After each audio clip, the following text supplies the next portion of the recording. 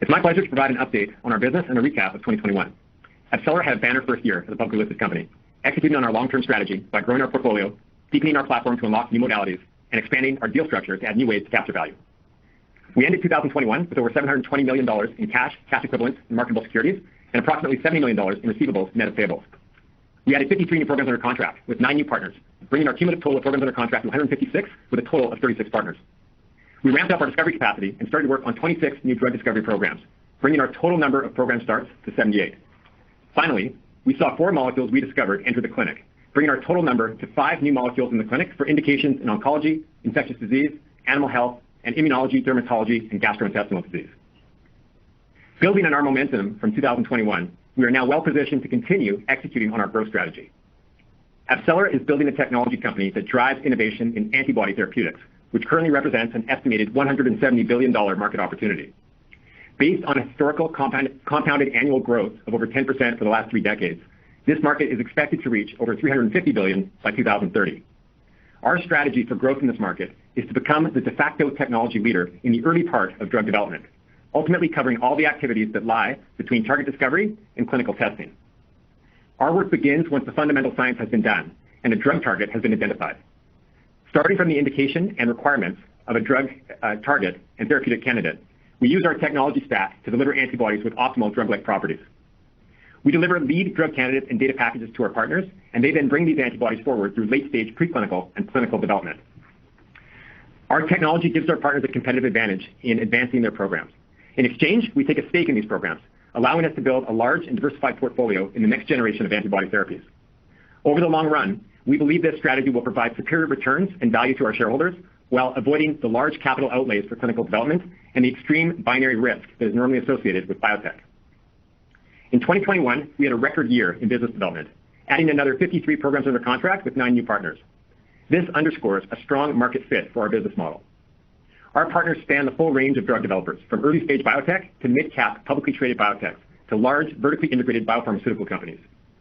Enabled partners come to us to find antibodies with superior drug properties or to advance programs that have proven refractory to traditional workflows.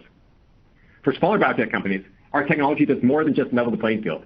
It allows them to advance their programs with a technology advantage while saving time and capital that would otherwise be needed to assemble or build internal capabilities. Collaborating with diverse partners allows us to open up new modalities and targets. For example, our deal with Moderna opens up a new modality of RNA-based antibody therapies. Another strong area of growth is in bispecific antibodies, which is enabled using our OrthoMab platform. In total, we now have 156 programs under contract, of which 131 have downstream participation. Approximately half of our programs under contract have yet to begin the discovery phase. As a result, we enter 2022 with a full book of work. Specifically, we now have over 70 programs under contract that are yet to be started. We are therefore in a position to be increasingly selective in our deal making and expect to be shifting our business development focus towards strategic partnerships where we have the potential for even deeper participation in the molecules that we discover. To maintain future flexibility in our business and deal terms, we also intend to limit the number of programs under contract that are associated with new multi-year agreements. As indicated during our last business update, we will now be focusing on program starts rather than programs under contract as a key metric for the growth of our portfolio. In 2021, we started 26 programs, bringing the cumulative number of program starts to 78. Today, we are excited to share additional details about our portfolio. We think of our portfolio as a financial asset, where diversification can be effectively used to achieve strong growth, but at the same time mitigating risk. The wide applicability of antibodies and the breadth of our platform allow us to diversify our portfolio across antibody modalities, partnerships, and therapeutic areas. As illustrated, our programs are diversified in indications that now include oncology, immunology, neurology, infectious disease, ophthalmology, and beyond. For the 65 human health programs where we already know the therapeutic application, oncology represents just over half of our portfolio and has been a growth area over the past year. We expect this trend to continue in 2022, broadly reflecting the activity in the sector. In all of our partnerships, the large majority of the deal value is tied to the success of the molecules that we discover. We achieve this through a variety of deal structures, the most frequent of which includes upfront and research payments, followed by clinical and commercial milestones and royalties on net sales. The timing and the relative value of these payments is illustrated on this slide, which presents an example of one of our programs in the case that it is successful in bringing a new therapy to the market. This example hypothetically assumes a typical timeline of 10 years from program start to market approval, modest total upfront fees, aggregate milestones of over $90 million, peak sales of $1.7 billion per year, and a 5% royalty on net sales.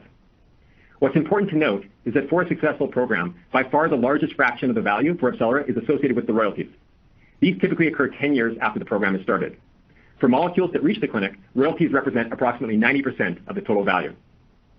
Milestones are the second most valuable portion of the deal and represent approximately 7% of the total value. Milestone payments begin when a molecule reaches the clinic, approximately 3 to 4 years after a program starts. Milestones then continue to progress at higher payments until a drug candidate reaches market approval and achieves certain sales levels. Finally, upfront and research payments are the smallest portion of the deal and are recognized as AbCellera completes its work. Commonly, these payments are between $1 and $3 million and represent approximately 1% or less of the total value of a successful drug development program. Our COVID-19 program with Eli Lilly is a real-world and time-compressed example of the value associated with our business model. Over the period between March 2020 and December 31, 2021, we received $526 million in royalties, representing over 90% of the program value to date. Structuring deals that emphasize value in royalties also aligns our success with the delivery of therapies that make a difference for patients. In this particular case, bamlanivimab, used either alone or together with other antibodies, has been used to help more than 1 million patients. We estimate that this has saved more than 100,000 hospitalizations and more than 40,000 lives. This is but one example of what can happen when a program is successful. However, this example is atypical due both to the timelines associated with pandemic response and our larger royalty position, which reflects both the high value placed on speed and the fact that we had initiated our COVID-19 response independently as part of our internal technology development efforts. Moreover, it is also important to realize that any particular drug development program is a high-risk, high-reward endeavor, and that the large majority of programs are expected to fail to result in approved therapies. This is why it is so important to build a large and diversified portfolio, as we have been doing. In addition to the number of program starts in our portfolio, main drivers of value are the probability of success, the speed of a program advancing, and our economic participation in each program. Because of this, we make platform investments and business development decisions that seek to optimize these combined factors. We carefully evaluate each program to identify the highest value opportunities, considering the scientific hypothesis, the commercial potential, and the capabilities of our partners. To build capacity, we continue to invest in the expansion of our facilities and our workforce. Importantly, we are leveraging modern automation, data science software solutions, and computation that we believe will yield continuous improvements in speed, efficiency, and success rates across our programs. As already mentioned, this includes investments in a multi-year project of forward integration, which includes translational science, CMC, and GMP manufacturing. We believe that seamless integration of these capabilities with our upstream technologies will allow us to greatly accelerate the path from program start to the start of clinical development. As we build our business, expand our technology, and increase the value we bring to our partners, we expect that our economic participation in each program will increase. These next few slides confirm that this has been the case over the past few years. This graph shows the progression of our royalty rates from early in our business between 2015 and 2019 to more recently between 2020 and 2021. The box and whisker plots indicate the inner two quartiles and the 5th and 95th percentiles for deals done within each period. As shown, the mean royalty value from our earlier deals was 2.5% and has now increased to 4.3%, with a quarter of deals having royalty rates above 5%. At the top end, royalty rates reach over 8%, while very few programs now have rates below 2.5%. We note that the distribution of royalties shown here are firm numbers that are not subject to buyout clauses. In addition to strong growth in the number and size of our royalty positions, as shown on this slide, we have also accumulated a large value of potential milestone payments. The aggregate value of potential milestone payments for our portfolio of programs currently under contract is $4.6 billion, of which more than half of this is associated with commercial success. I would like to emphasize that this is the maximum potential value and has not been adjusted for the probability of success. As I said previously, the large majority of programs do not succeed in becoming approved products, and therefore, we would expect to recognize only a fraction of this total value. In addition to milestones and royalties, which have been typical of how we achieve downstream participation in our early years, as we provide more value to partners, we are now adding deal structures to capture that value. This is particularly true when engaging with early-stage firms. These deals include equity or equity-like stakes in new companies, as well as options to co-invest in program development to obtain a progressively larger effective ownership position. These should be viewed as a subset of potentially higher value programs and are part of balancing our portfolio in terms of indication risk, partner type, and deal structure. At this point, the large majority of our programs are preclinical, reflecting the stage of our business and the higher concentration of new programs in the past 2 years. As our portfolio matures, we expect to see an increasing pace of molecules entering the clinic and an increasing average stake in these clinical assets. As mentioned, In 2021, we saw 4 new molecules enter the clinic. Recently, one of these molecules, bebtelovimab, received emergency use authorization from the US FDA. Bebtelovimab is our second COVID-19 antibody to receive emergency use authorization and is the culmination of a two-pronged strategy that we executed in response to the pandemic. In March of 2020, at the start of the COVID-19 pandemic, we made a conscious decision to first prioritize speed in getting therapies out to patients. This resulted in the discovery of bamlanivimab, the first COVID-19 antibody to reach the clinic and the first to receive emergency use authorization by the FDA. Because we anticipated that resistant strains would emerge, we didn't stop. We continued our screening efforts and built up a collection of several thousand diverse candidate antibodies. In early 2021, responding to the emergence of new variants, we began to search this library to find a next-generation solution, this time prioritizing maximum possible potency and breadth of neutralization. This effort resulted in the discovery, and now the emergency use authorization, of bebtelovimab. Bebtelovimab neutralizes every known variant of concern, and to our knowledge, it is by far the most potent antibody in development against the Omicron variant and the BA.2 subvariant. This graph shows our laboratory measurements of the potency of various antibodies that are in development, either as monotherapies or as part of a cocktail of 2 antibodies. For each antibody, the potency against Omicron is quantified by the IC50 value, which refers to the concentration of antibody that is needed to achieve a 50% neutralization of a fixed amount of pseudotype virus. Lower numbers are good and indicate a more potent antibody. This data shows that bebtelovimab is at least 50 times more potent against Omicron than other antibodies we tested and that have either been authorized or are in late-stage development. Moreover, the 3 most potent antibodies against Omicron, for the 3 most potent antibodies against Omicron, we believe that only bebtelovimab maintains full effectiveness against the BA.2 subvariant, which is thought to be more infective and is rapidly growing in prevalence.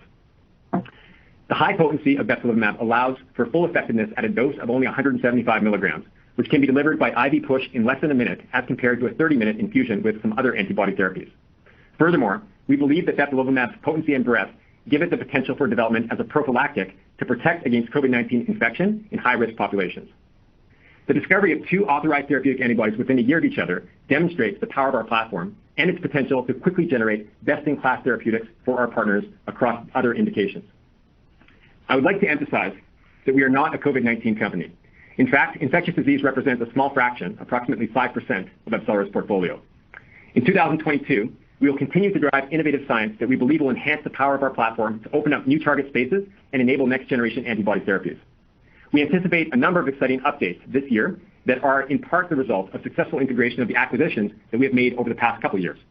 For instance, we have made substantial progress in enhancing technology for the discovery of antibodies against GPCRs and ion channels, including integration of the tetragenetics platform, which we acquired in 2021. We look forward to updating you on those advancements in future business updates. And on our last update, you'll recall that we discussed how the combination of our discovery, bispecific, and computational platforms can be used to create next-generation T-cell engagers based on CD3. Here, we are leveraging our Trianni platform to generate fully human antibodies for T-cells and tumor targets, and combining them to create bispecifics using our OrthoMab protein engineering platform. That's an effort that is just underway, and we are pleased to be sharing data about that program at the upcoming American Association for Cancer Research, or AACR, meeting in April. Summing up, we've made tremendous progress in 2021. We are now moving into 2022 with a full head of steam. Despite the challenges of operating in the pandemic, we posted a record year in growing our business and have expanded our operations now to include over 400 people working in locations across the globe. Since our last earnings call, we've also strengthened our leadership team with the appointment of Neil Abouchon as Chief Commercial Officer and Dr. Andrew Lowe as Independent Director. And with that, I'll hand over to Andrew Booth, our CFO, to provide an overview of our 2021 financials. Andrew? Thanks, Carl. I'm pleased to highlight the progress we've made on our key business metrics, beginning with our program starts. We started 26 new programs in 2021, of which 9 were in the fourth quarter, to take us to a cumulative number of 78 program starts. While starts will continue to be somewhat irregular, we expect a generally increasing trend year over year, as we have seen throughout this past year. We ended 2021 with 156 programs under contract with 36 unique partners. That is a 51% increase in programs under contract as compared to 2020. As we noted previously, programs under contract has been a leading indicator of the long-term trajectory expected for program starts. Also in 2021, our partners advanced 4 more molecules into the clinic, bringing our total molecules in the clinic to 5 at year-end. We view the growing list of molecules in the clinic as specific examples of our near and midterm potential revenue from downstream milestone fees and royalty payments in the longer term. The recent EUA of bebtelovimab and the concurrent U.S. government purchase order do, of course, imply meaningful near-term royalty potential. The momentum we achieved with the number of partners, programs under contract, program starts, and molecules in the clinic this year has far outperformed our expectations from 1 year ago. These will be key drivers of growth in the business and of shareholder value in the years ahead. Turning to revenue. Revenue in the year was $375 million. Revenues for 2021 were dominated by the $327 million of royalties we earned from shipments of bamlanivimab during the year. We realized $8 million in milestone fees in 2021, $7 million of which relate to the commercial milestones from the sale of bamlanivimab. We recognized $21 million of licensing fees in revenue in 2021, mostly attributable to one large Trianni licensing agreement in the first quarter. Finally, research fees connected to our work on a great many programs with a wide range of partners in 2021 were $19 million. That is similar to the $20 million we recognized in 2020, a year that includes significant fees for our work with our partner DARPA. Looking ahead, we expect the majority of 2022 revenue still to be derived from royalties on COVID antibodies.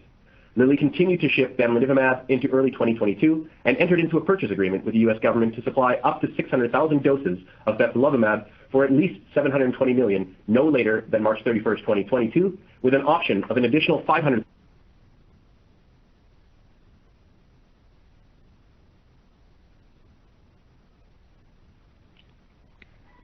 Ladies and gentlemen, please stand by. Your conference will resume when the speakers reconnect. One moment, please.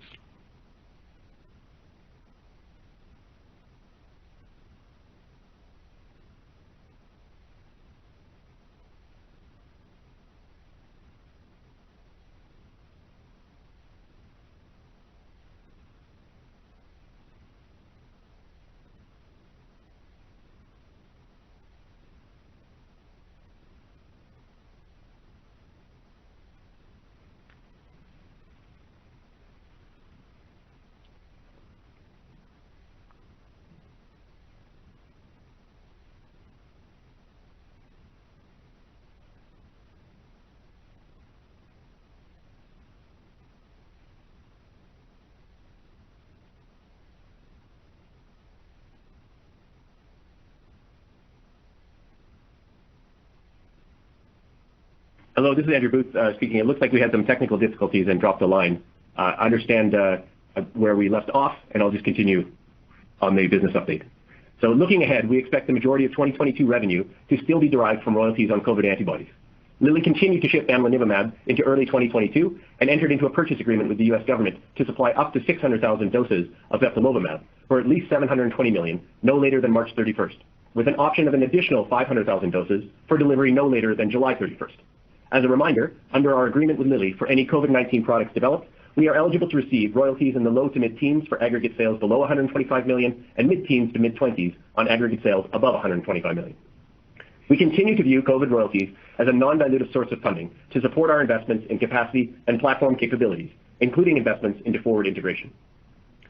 Turning to operating expenses, our research and development expenses for the year were approximately $62 million, a $33 million increase over the previous year, $10 million of which relate to non-cash stock-based compensation. The overall increase reflects our ongoing investments into R&D, which we will continue to grow as we expand our R&D team's capabilities and capacity. This allows us to deliver our partner programs as well as enhance our technology stack organically. In sales and marketing, expenses for the year were approximately $7 million, nearly doubling from 2020. This reflects the ongoing growth of our business development team, capabilities, and reach. General and administration expenses for the year were approximately $42 million, compared to approximately $12 million in 2020. Almost $12 million of this increase were related to higher non-cash stock-based compensation expenses, bringing us in line with publicly listed companies. The increase is otherwise driven by the need to support a much larger business and the associated legal and corporate requirements of being a publicly listed company, as well as ongoing investments to protect our intellectual property. We are reporting earnings of over $153 million for 2021, compared to approximately $119 million in 2020. In terms of earnings per share, this works out to an earnings of 56 cents per share on a basic and 48 cents on a diluted basis for the year. This result reflects the receipt of royalties on bamlanivimab and our ongoing investments to expand and enhance our discovery platform and to grow our diversified portfolio of long-term stakes in the next generation of antibody drugs while running discovery efforts for our partners. Looking at cash flows, operating activities for 2021 contributed $245 million to cash flow, which includes the collection of accrued accounts receivable balance from December 2020, and the strong royalties earned from bamlanivimab in the first half of the year. On the investing activity side, the year shows a $58 million investment in plant, property, and equipment. including the land purchase of our future GMP facility in Vancouver. The remainder was predominantly related to our Tetragenetics acquisition and financing of the construction of our facilities, partially offset by funding received from the Government of Canada's Strategic Innovation Fund. As a part of our treasury strategy, we also invested almost $250 million in short-term marketable securities during the year. The $25 million of restricted cash at year-end relate to entering into a participation agreement with a segregated accounts company for our D&O insurance. As a result, we finished the year with over $720 million of unrestricted cash, equivalents, and marketable securities, an approximately 22% increase from December of 2020. Given the recently announced purchase agreement for COVID antibodies from Lilly and the associated royalty due to AbCellera, we see the potential to further build our cash balance in the near term. In summary, we continue to be in a very strong liquidity position that allows us to execute our strategy, continue to build capacity, and expand the platform. We believe that we have sufficient liquidity for well beyond the next 2 years. And with that, we'll be happy to take your questions. Operator? Thank you. At this time, I would like to remind everyone, in order to ask a question, press star 1 on your telephone keypad. Again, that is star 1 to ask a question. And please limit your questions to 1 and 1 follow-up. Thank you. We have your first question from Stephen Wiley with Stifel. Your line's open. Yeah, good afternoon. Thanks for taking the questions, and congrats on a really good year. Thank you. Was just wondering if so I know that you guys are really emphasizing new program starts this year and working through, I guess not the backlog, but the large amount of programs under contract that you currently have. How should we think about the pace of those new program starts throughout the course of 2022? And is that pace rate limited at all on the capacity front, or is it really just a bandwidth issue at this point? Thanks, Steve. Carl here, and I'll take a first crack at that and then maybe hand over to Andrew if there's anything he wants to add. So first of all, the shift in focus from programs under contract to program starts is something that we did mention on the last call, and we're reinforcing that. The situation basically is that we came into the start of 2021 looking to build our book of work and make sure we had a good fit and good demand for our technology and offering. And the business development, through 2021, I'd say vastly exceeded, what was our expectation. As a result, as mentioned, we've got about 70 or more programs that are currently under contract. That's not all for this year. That includes multi-target agreements that go, 2 or 3 years out that have yet to be started. And with that in mind, we are fully confident that we have put to rest any question we will be able to find high-value work to apply our platform and our technology to. So for that reason, we're now focusing on more higher value, perhaps more strategic, more selective business development activities, and thus, are sort of pointing people away from programs under contract as the metric to program starts. Now, program starts, we exited the year doing 9 program starts in the last quarter. That was a big uptick from the start. That reflects increases in efficiency in the process, as well as the investments in equipment and people and technology to build our capacity. We anticipate coming into 2022 at that pace, and I do expect that we're going to have strong growth in program starts over the course of 2022. But I want to also emphasize that capacity is not just the number of programs that you start. It also reflects how much work you're doing per program. And one of our big drives this year and in the next couple of years is a move towards forward integration, where we're starting to take programs much further. Ultimately, once we're fully enabled, all the way to IND filing. So there'll be a much larger growth in capacity in terms of work, and of course our participation in those programs then will be reflected in program starts, though we do believe that's going to go up. Okay, that's helpful. And then I guess just with the current liquidity position, obviously a good time to be liquid, given the fact that valuations kind of across the board seem to be down. And just curious if because of that you think about maybe prioritizing additional technology acquisitions given the state of the current market, or is it just going to be kind of continued opportunism on that front? Thanks. Hey, Steve, great question. And yeah, we're in a great liquidity position with our cash balance, a full book of receivables, and then looking into the first quarter, additional expected sales of bebtelovimab into the future for the first couple of quarters. And of course, we aren't calling any sort of revenue number because if there's one thing we've learned in the last couple of years, it's that COVID-19 can be quite volatile. But we would point out that there is a possibility that bebtelovimab could be part of a long-term solution towards COVID. But of course, that's in Lilly's hands. We're quite comfortable with that cash balance to continue the investment we have in forward integration in the expansion of the team. And if it comes to, as we have done in the past, any opportunities on M&A that fit within the technology stack or fit within the strategy of the company, we will have the cash balance to execute on those. So that puts us in a good position to keep our eye out. Yeah, and I might just layer onto that, as mentioned, the big push on the platform is likely going to be organic. It's the move towards forward integration. I echo everything Andrew said about looking for opportunities, but of course, M&A strategy, and in particular as it pertains to technologies, needs to be opportunistic. So it's really about finding the right fit. We have your next question from Tiago Fort with Credit Suisse. Your line's open. Hey, thanks for taking the question. So one that we get pretty often is related to programs going into clinic, and we understand you guys have limited visibility on that, but given the cumulative number of program starts and several of those a few years back, I was wondering if you have a sense of additional programs perhaps going into clinics throughout 2022. And perhaps my follow-up is a little bigger picture than that. And again, you alluded to that in the prepared remarks. You have executed ahead of expectations, and that's ahead of where we're modeling most of the operating metrics. That still seems to be overlooked by the street, right? And I think a part of that is the nature of the contracts where you have the back-end economics. So I know that's a tough question to answer, but what could perhaps change that perception in light of investors? Is it more about just getting a bigger portfolio, more diversified portfolio, more programs into clinic?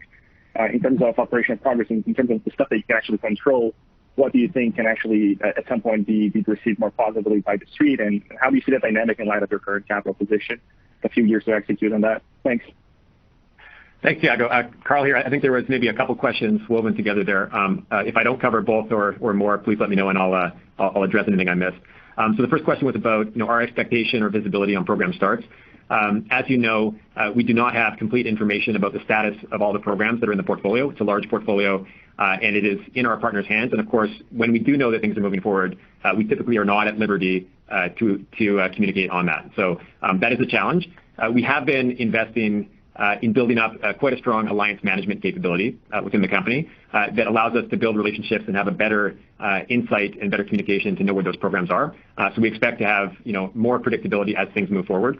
And also, we are investing in the forward integration, and a big part of that is that we will then be intimately involved, in fact, controlling and driving the advancement of programs further along the pipeline, ultimately all the way to IND. And that, of course, is being done because we believe the integration of our front end with the back end can make a dramatic change to the speed at which we can get there. It also has the advantage that we are in control and have good visibility to where those all are. Now, we expect that when we do that, we will be doing that full suite of work for programs where we have a deeper participation. And so those are things that are going to be most meaningful for AbCellera. But of course, that's out in the future.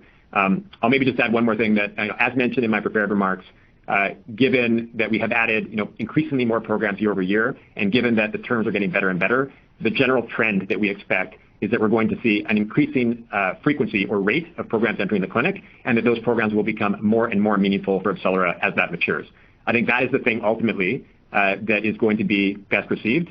The other proxies, of course, are the repeat business, the validation in the market, and I think also importantly, our ability to start to bring some of our own science forward for you to see so that people get an understanding not only of the performance of the technology in COVID, which has attracted a lot of attention, but how it's also opening up all these other areas. And so that's going to be a bit of a conversation over the next little while, but it's one that we're excited to have. Perfect. I think you've covered it all. I appreciate it. You bet. We have your next question from Gary Nachman with BMO Capital Markets. Your line's open. Hi, guys. Good afternoon. Carl, what does the pipeline look like for these higher value partnerships that you're looking at? And do those take longer to materialize in general? I'm curious, what the cadence for these might be if you're being more selective with partnerships now going forward to generate more value. And then also, how much more work needs to be done on this forward integration? You said it's somewhere down the road in the future, but I'm curious, is this 1 to 2 years away, 3 to 5 years away? And how much do you need to invest behind that?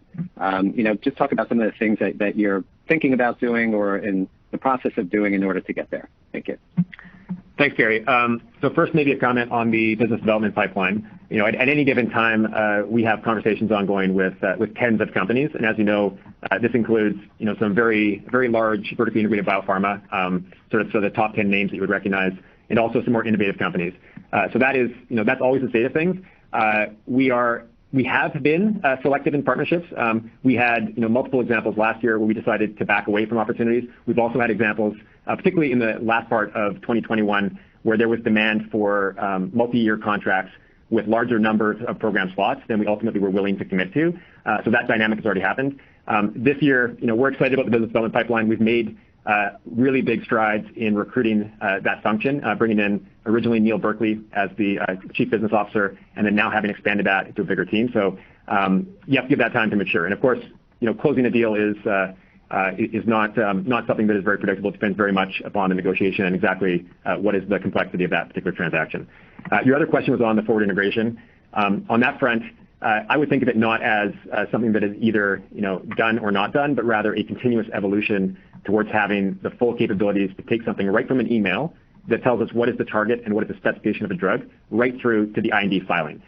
This year, what is coming online is the translational science part. This goes from the final leads and starts to generate the data, the biological data that supports the IND package. We're working on 2 or 3 programs already right now on that front. The longer-term objective includes the CMC capability and the GMP manufacturing. Andrew mentioned that we recently purchased land for the GMP facility. This is a greenfield project that needs to be built. We are still anticipating that we'll have that up and running by 2024. Of course, we'll be looking to start to line up the projects that will go into that ahead of time. And so it's not too early to start thinking about that function as part of business development. And Gary, just to add to that, you also asked, I just wanted to remind you that we do have a participation from the Government of Canada in order to fund those endeavors. You asked about the expense of it. And the Government of Canada is contributing about $125 million towards our efforts of building out the building, the equipment, facilities, and the team's processes and getting those up and running in that time frame that Carl mentioned. Yes, no, thanks for reminding us about that. And I guess also, just with all the cash that you're generating from both BMAB antibodies, are you able to accelerate this process, Carl, that you were just talking about? Or that, there are, third parties maybe that you could bring in-house that have more of these capabilities? Just maybe we can have more of an appreciation of deploying that capital that you're generating from the COVID antibodies to then push, this whole business model to the next level. Great question, Gary. We are looking at several options for how we could put that capital to work. Always keeping an eye on the long term and the need to make sure we stay in a strong liquidity position, particularly given where the markets are today. But if things continue the way that they look, and if AbCellera has an impact as big as we think that it might, it opens up new options. I probably shouldn't say much more beyond that. In terms of accelerating the forward integration project, there are definitely things that we can do. And I think one of the biggest things is starting to accelerate the hiring, particularly in the translational science and the CMC side. There is a timeline associated with construction and certification of facilities that I don't see a big opportunity to really move by deployment of capital. One of the things I will highlight here is that when we thought about this, the option was always on the table to go and buy a group that was already doing manufacturing. We elected not to do that because we do believe that it is absolutely mission critical that this be right next to the facility and that there's seamless integration between the front-end discovery, the translational science, right through to the manufacturing. It's through that integration that we believe we can get some major speed advances. And in drug development, if you can get a leg up in speed, that is very valuable, and it's something that touches every program. So it's an ambitious goal, but it's one, and you have to build it from scratch. You have to build it right. And we've decided that, in the interest of long-term value, it's something that we need to do organically. So that's currently how we see it, Gary. We have your next question from Puneet Souda with SVB Leerink. Your line's open. Hi, Carl. Andrew, thanks for taking the questions. So maybe just a clarification. I know you're emphasizing program starts here, but on the contract ad, just want to make sure there was only one contract added in the quarter, if that's correct. And in past you have had sort of a mid-teens type of a number of contract ads. And so just thinking about that for 2022, I know you're emphasizing program starts, but how should we think about contract ads in 2022? Should we have anything in that sort of line? And just asking that because ultimately, it is about probabilities of success. So, getting the programs into the funnel is important. So just want to get sort of a high level of context on that, and I have a follow-up. Sure.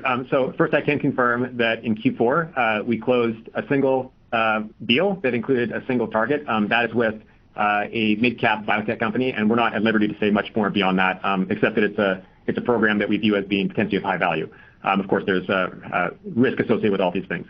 In terms of the addition of programs under contract, maybe what I would turn to is what are we actually trying to do at the company? There's 2 things we're doing. One is we're investing in platform capabilities to make sure that we extend and double down on our competitive position there. And the place where we play is between the identification of a target right through ultimately to the filing of an IND, a big effort right now on moving forward there. The second thing that we're doing is we're using that capability to build a portfolio of stakes in programs.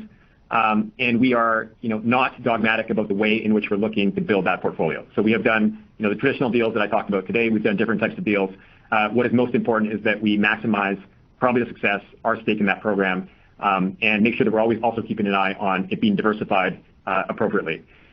So at this point, given the work that we have lined up, it's not really material in my mind whether we add additional programs under contract in the next quarter or not, though we do believe the business development pipeline is strong and we expect to do that. What's most important is when you actually start the work, because that is when they start to contribute to the portfolio. At this point, we've got no concerns whatsoever that we have the opportunities to continue to have a pace of program starts, and to deploy those program starts on the most important programs is our number one priority now. Got it. And then on the selective process that you talked about with high-value programs, I just want to understand a bit. I mean, given your experience with the COVID antibodies and also a number of other projects, at this point in time, I mean, how do you overall parse out these opportunities? Do you look at the royalty percentage as a big factor in deciding that, or is it the indication, or is it where the scientific team's strength is, or any other set of sort of metrics that you parse through in order to decide whether this is high-value program fit for AbCellera versus not? So thank you on that. Yeah. So as mentioned in my prepared remarks, I think that one should not look at adding value to the portfolio along a single dimension. It very much depends, of course, on volume. You want to add more programs. You also want those programs to be with the highest quality partners on opportunities in terms of the target and the commercial opportunity that we judge to be most attractive. And then, of course, it matters what is our economic participation in those programs. And that is a combination of what value do we bring to the partner, and what are their alternatives, and what's the nature of the negotiation. So the business development team looks at every opportunity, and we assess those in terms of what we believe is the total value added to the portfolio. And that includes work that's done by the scientific diligence teams. It includes our scientific teams. It includes the negotiations. It includes the commercial analysis.